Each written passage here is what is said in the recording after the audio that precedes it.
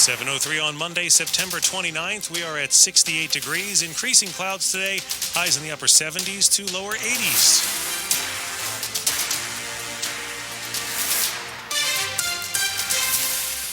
Good morning, I'm John Aaron. I'm Michelle Basch. Our top local story, the end of tomorrow is the deadline for the government to avoid a shutdown, and leaders on both sides of the aisle appear at a stalemate.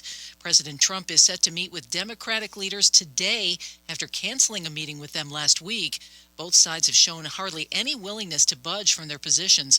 Republicans are basically daring Democrats to vote against legislation that would keep government running mostly at current levels for 7 weeks. But so far, Democrats are holding firm and using one of their few points of leverage to demand that Congress take up legislation to extend health care benefits.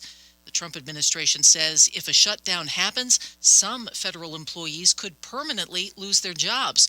Stay with WTOP and WTOP.com for updates as that deadline draws nearer. 2 former Maryland police officers could be going to jail for a long time.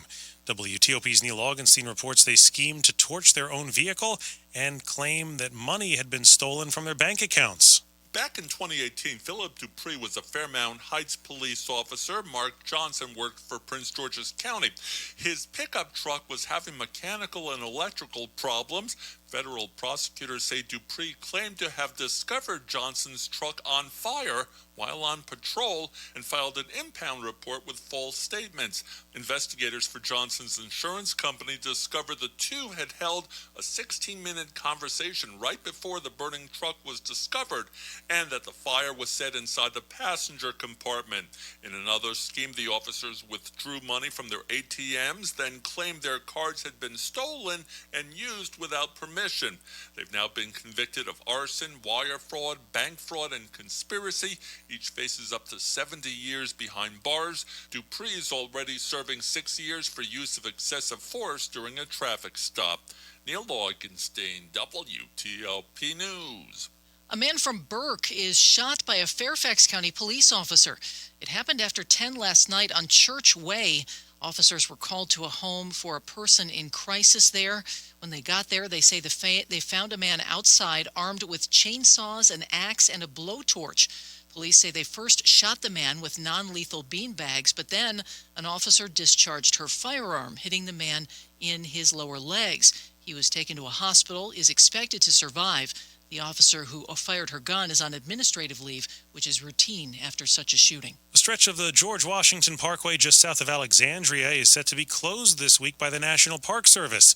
WTOP's Sarah Jacobs has details. Weather permitting, the Park Service will close the southbound lanes of the GW Parkway from Tulane Drive to Morningside Lane October 1st and 2nd, and again October 6th and 7th to allow for tree trimming, but only between the hours of 8 a.m. and 3:30 p.m. Traffic will be detoured onto Park Terrace. The Park Service says the closures support their mission to preserve safe access to the parkway while protecting the scenic and natural resources along the Potomac River corridor. It's part of the larger effort to conduct tree maintenance along the parkway between Mount Vernon and just south of Alexandria.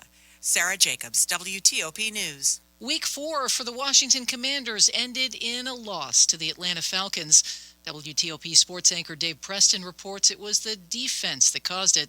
The key in the fourth quarter, after they had gotten to within possession, to allow 3 straight third down conversions by the Falcons on that scoring drive to give Atlanta a 10-point lead. That was kind of what's wrong with this defense. You got to get off the field on third down. They weren't able to do so yesterday. Now the team now has a 2-2 record. The Commanders will be traveling again this week. They're heading to California to take on the Chargers on Sunday. In college football, the University of Virginia has made the Associated Press Top 25 poll for the first time since 2019. In the latest poll announced yesterday, UVA comes in at number 24. It comes after the Cavaliers' wild double overtime upset of then number 8 Florida State on Friday. Fans stormed the field after the final play. A spokesperson with the university says the field storming led to 19 people being sent to the campus medical center, and the ACC hit the school with a $50,000 fine, too. Coming up on WTOP in Money News, we'll tell you why there's been a big boost in auto sales recently. Traffic and weather ahead in 30 seconds.